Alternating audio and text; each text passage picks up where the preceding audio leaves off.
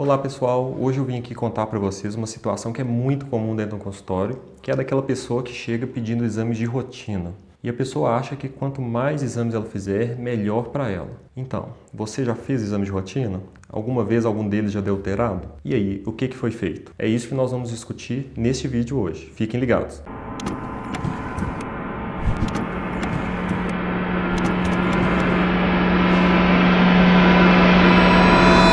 Eu não sei se vocês sabem bem, mas os pacientes adoram fazer exames. As pessoas sentem que quanto mais exames elas estão fazendo, melhor está a saúde delas, mais elas estão sendo bem olhadas. Inclusive, quando a gente pega dentro do consultório o bloquinho de pedir exames e começa a escrever os exames, cada exame extra que a gente coloca, a pessoa fica extremamente feliz e satisfeita. Eu lembro sempre desse vídeo.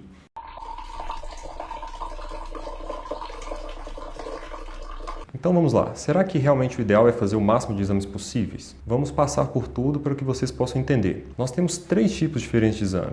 Nós temos o exame clínico, que é aquele que o médico faz dentro do consultório. Ele vai te examinar, vai palpar sua barriga, vai escutar seu coração e seu pulmão. Outro tipo de exame diferente é o exame laboratorial, que é o exame que coleta algum fluido do corpo, geralmente sangue, urina, fezes, e aí vai ser analisado alguma coisa procurando algum problema. E nós temos também o exame de imagem, que pode usar diversas tecnologias, pode ser um raio-x, um ultrassom, ressonância ou tomografia. Esses exames podem ter dois objetivos diferentes. Eles podem ser feitos para aquela pessoa que está doente e está procurando um diagnóstico. Então, por exemplo, a pessoa está com dor na barriga e faz um ultrassom procurando uma pedra na vesícula ou uma pedra no rim. Esse é um exame diagnóstico. Nós temos também o exame que é o exame de rastreamento. No exame de rastreamento, a pessoa no momento não está sentindo nada, ela é totalmente assintomática, só que ela quer fazer algum exame procurando algum problema que ainda está oculto, para tentar intervir nesse problema antes dele se tornar aparente. E depois que o exame já foi feito, como que é feita a interpretação desse resultado desse exame?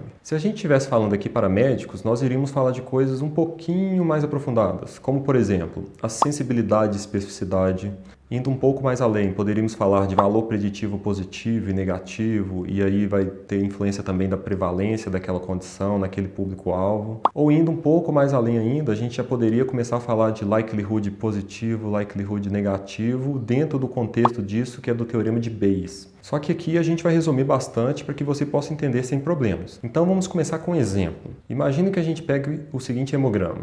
Vocês podem ver aqui em cima que nós temos qual que é o material que foi coletado, no caso foi sangue. Aqui nós temos o resultado de cada um dos parâmetros que foi analisado e na direita é bem comum que nós temos o valor de referência daquele certo resultado. Pois bem, você já se perguntou alguma vez de onde vem esse valor de referência? Para que você possa entender isso certinho, é importante que você saiba que na natureza diversas coisas seguem uma distribuição que a gente chama de distribuição normal. Então imagine que você chegue numa cidade, essa cidade tem 1000 adultos e você quer analisar qual é a altura dessas pessoas. Então você começa a dividir essas alturas em grupos. Provavelmente haverão uma ou duas pessoas que são mais baixinhas, abaixo de 1,30 m, que seriam considerados anões. Depois nós teríamos um pouco mais de pessoas que são um pouquinho mais altas. Depois a maioria das pessoas vai estar num grupo mediano, são pessoas que não são nem altas nem baixas. Depois, um pouco das pessoas já vão ser um pouco mais altas novamente, acima de 1,80 m. E nós vamos ter uma pequena parte de pessoas que são muito altas, por exemplo, acima de 2 metros, que seriam considerados gigantes. Se a gente for jogar isso num gráfico, o gráfico que vai ser gerado vai ser esse aqui. Esse é um gráfico que a gente chama de distribuição gaussiana. Você pode ver que na faixa aqui do meio, ele possui a maioria das pessoas, compreende quase 70% dos indivíduos. E quanto mais longe dessa média, menor a quantidade de pessoas. Pois bem, na natureza não é só a altura que segue isso. A altura segue esse princípio, o peso segue, a inteligência das pessoas também. E também os exames laboratoriais, vários deles possuem essa distribuição. Então, se tomarmos, por exemplo, a glicose de uma pessoa, a maioria das pessoas vai ter uma glicose que está perto de um valor médio, algumas poucas a glicose um pouco mais alta e algumas poucas a glicose um pouco mais baixa. O valor de referência, então, ele considera a maioria das pessoas. Ele pega 100 pessoas que são normais e que fizeram os exames e ele tira aquelas pessoas que estão no cantinho. Então, quando qualquer pessoa faz um único exame de sangue, por exemplo, a chance dele vir alterado é de 5%. E a chance dele vir normal, então, é de 95%. É a chance maior. Só que à medida que nós vamos fazendo mais exames, a tendência é que a chance de pelo menos um deles vir alterado é ir aumentando. Então, por exemplo, se a pessoa fizer 2 exames, exames, a chance de pelo menos um deles vir alterado já passa a ser de 10%. Se a pessoa fizer 3 exames, essa chance já passa a ser de 14%. Se a pessoa fez 15 exames, a chance de pelo menos um dele vir alterado é de 54%. Ou seja, a maior chance é de ter pelo menos uma alteração. Isso considerando que a pessoa é normal, ela não tem nenhum problema. Existe essa chance de mais de 50% de pelo menos um exame vir alterado. E aí, o exame veio alterado. O que você deve fazer? Chamar o James Bond? Não exatamente. A princípio, aquele médico que te pediu o exame é o responsável por traçar a conduta depois desse resultado. Então, na maioria das vezes acontecem duas coisas. Ou ele pode te pedir mais exames complementares para tentar descobrir o motivo daquela alteração inicial, ou ele pode simplesmente não fazer nada. No caso de o médico não fazer mais nada, a gente tem que questionar se era realmente necessário ter feito o exame. Porque pensa só, se o exame vier bom, não vai fazer nada. Se o exame vier alterado, não vai fazer nada.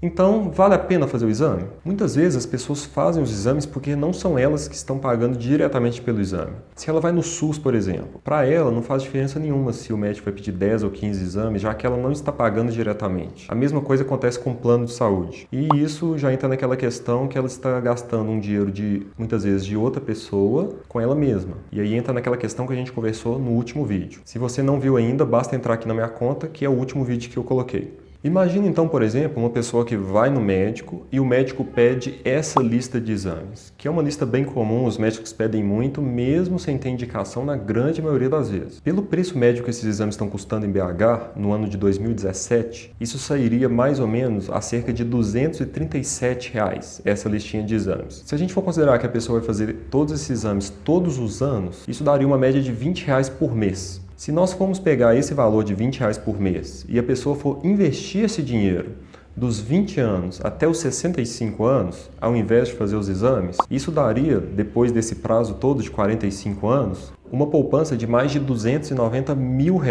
Ou seja, muitas vezes a pessoa está fazendo diversos exames que não tem indicação, que muitas vezes vão dar alterados, que não vai ser feito nada, sendo que ela poderia estar usando esse mesmo dinheiro para fazer outras coisas. E no caso da pessoa que tem plano de saúde ou que está sendo atendida pelo SUS, ela não está gastando diretamente esse dinheiro. Mas quando ela acaba querendo fazer muitos exames e sobrecarregando o sistema de saúde, todos nós estamos pagando. Bem, a segunda opção que nós temos, caso o exame dê alterado, seria fazer mais exames complementares. Acontece que muitas vezes os exames complementares podem mostrar coisas importantes, mas muitas vezes eles podem não mostrar. Vamos pegar um exemplo de uma situação muito comum dentro do consultório. É aquela pessoa obesa, que está muito acima do peso, igual é comum a gente atender pessoas com 1,50 m e pesando mais de 120 kg. A pessoa muitas vezes não cuida da alimentação, não faz atividade física, não pensa em nada disso. Só que ela faz questão de fazer exames todos os anos. E aí o colesterol geralmente vem aumentado, as outras gorduras também, a glicose muitas vezes vem aumentada. E isso tem que ser feito mesmo, nós temos que tratar, temos que correr atrás. Só que aí um dia ela decide fazer um ultrassom abdominal sem queixa nenhuma, sem ter indicação nenhuma. E aí ela descobre pelo ultrassom que ela tem gordura no fígado.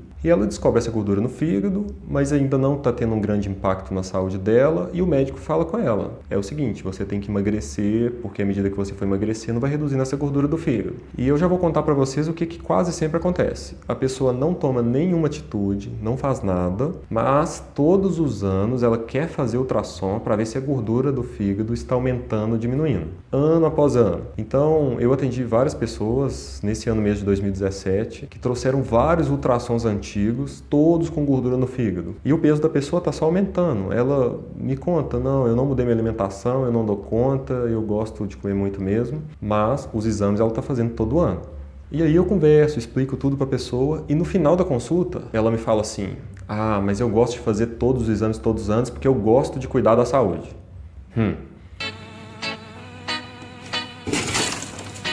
A mesma coisa acontece com outros fatores que deterioram muito a saúde. Então, por exemplo, a pessoa tem aquele usuário de álcool que toma álcool todos os dias, tem o usuário de cigarro que está sempre fumando, tem aquele usando drogas ilícitas, tem essa questão da obesidade e muitas vezes a pessoa não cuida, não muda nenhum desses fatores, mas todo ano está lá no médico querendo fazer exame de próstata para evitar um câncer de próstata, sendo que um câncer de pulmão que é muito mais fatal e muito mais grave, que ela pode evitar de uma maneira muito mais certeira, que seria parando de fumar, ela não tem interesse nenhum de fazer. Outras vezes, o médico vai querer pedir um exame mais sofisticado para investigar essa questão. E é nesse contexto que a gente entra numa das principais críticas do sistema de saúde norte-americano. Os Estados Unidos possuem um sistema de saúde muito bom. Felizmente, eu tive a oportunidade de fazer um estágio lá durante um tempo, gostei muito e fiquei impressionado com a tecnologia que eles têm, com a velocidade com que tudo é feito, com a sofisticação dos exames. Só que, apesar de gastar muito dinheiro com isso,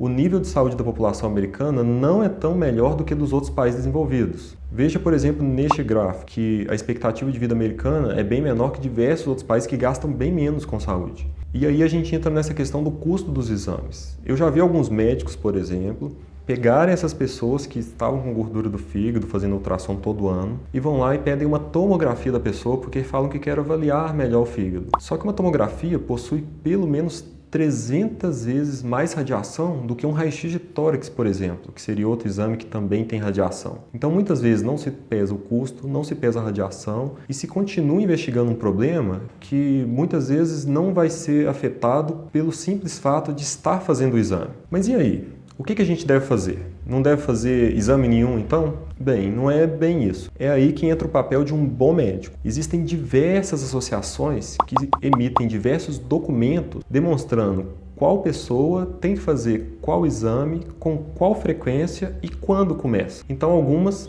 estão aqui de exemplo. No caso do Brasil especificamente, o Ministério da Saúde libera um documento que é um caderno de atenção básica de rastreamento que ele dá para a gente um protocolo de quais exames devem ser pedidos e quando. Com tantas recomendações, é claro que vão existir divergências entre cada uma das orientações, entre cada um dos países. Veja, por exemplo, esta tabela, que é de um artigo científico que eu fiz, comparando o rastreamento de câncer de intestino, câncer de cólon, entre vários países. Enquanto alguns mandam fazer colonoscopia, outros contraindicam a colonoscopia e outros vão pedir para fazer outros exames e contraindicar outro. E é aí que o bom médico vai estudar todos esses documentos e ele vai individualizar a conduta. Então, às vezes, para uma pessoa que teve várias pessoas na família que tiveram câncer de intestino, já vai ser hora de fazer o rastreamento.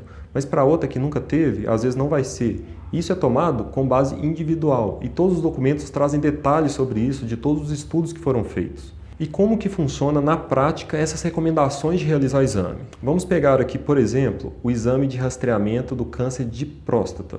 Deem uma olhada nesta figura. Esta figura mostra para a gente o protocolo da Força Tarefa Americana de Rastreamento. Percebam que, de cada 1.000 homens que são oferecidos de realizar o PSA, na idade entre 55 e 69 anos, 240 vão ter um exame positivo. Então, de cada 1.000 homens, 240 têm exame positivo. Desses 240 que tiveram exame positivo, vão ter que fazer mais exames, vão ter que fazer um ultrassom de próstata com biópsia. E desses 240, somente 100 vão ter uma biópsia positiva. Então imaginem, 140 homens que tiveram o resultado, o PSA de câncer positivo, vão ter ficado ansiosos à toa, porque na verdade só 100 deram biópsia positiva. Dessas 100 biópsias que deram positiva, 80 homens vão fazer cirurgia ou radioterapia. Desses 80 que fizeram a cirurgia ou a radioterapia, 60 vão ter complicações que a gente considera complicações graves, que são a incontinência urinária, ou seja, o homem não consegue mais segurar a urina, ele acaba tendo que usar fralda porque ele não consegue mais segurar, e também impotência sexual, então ele não consegue mais ter relações sexuais. Desses 80 que fizeram cirurgia, 3 vão evitar de o câncer espalhar para outros órgãos. Então, dos 100 que tiveram a biópsia positiva, 80 fizeram cirurgia e essa cirurgia vai evitar desse câncer espalhar em somente 3 homens. E desses 3 que se evitou de espalhar o câncer,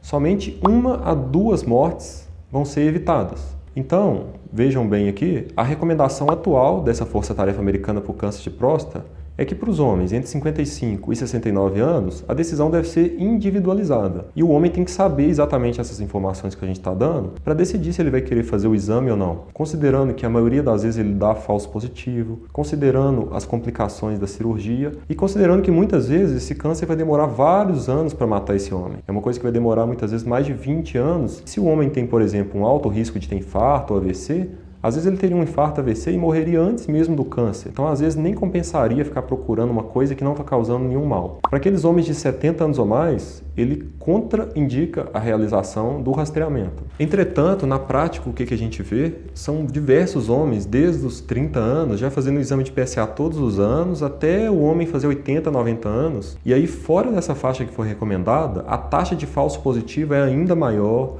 as complicações do procedimento são ainda maiores, as complicações da cirurgia são ainda maiores, então não tem realmente nenhuma recomendação, apesar que ainda é feito. Eu acho que isso se justifica devido a essa questão dos pacientes gostarem de fazer muitos exames. E eles gostarem e se sentirem bem olhados quando eles são bem examinados. Na prática, o que eu faço é, eu gosto de examinar o paciente dentro do consultório muito bem examinado e eu asseguro para ele muitas vezes que não existe indicação de fazer os exames, apesar que na maioria das vezes ainda assim o paciente quer fazer. Acredito que essa cultura de fazer muitos exames surgiu com o fato da medicina estar tendo cada vez mais tecnologia e muitas vezes o médico não dar mais atenção para as pessoas. Ele simplesmente sentar, escrever os pedidos. E aí a única coisa que sobra para a pessoa se sentir bem olhada são os exames e isso gera essa cultura da pessoa querer fazer cada vez mais exames. O que vocês acham? Vocês acham que tem algum outro parâmetro que pode explicar isso? Alguma outra opção ou alguma outra ideia? Deixem aqui nos comentários. Se vocês gostaram, acharam importante, deixe o seu joinha e compartilhe para que outras pessoas também tenham acesso a essa informação. Muito obrigado e fique ligado porque eu ainda vou fazer mais vídeos sobre esse tema.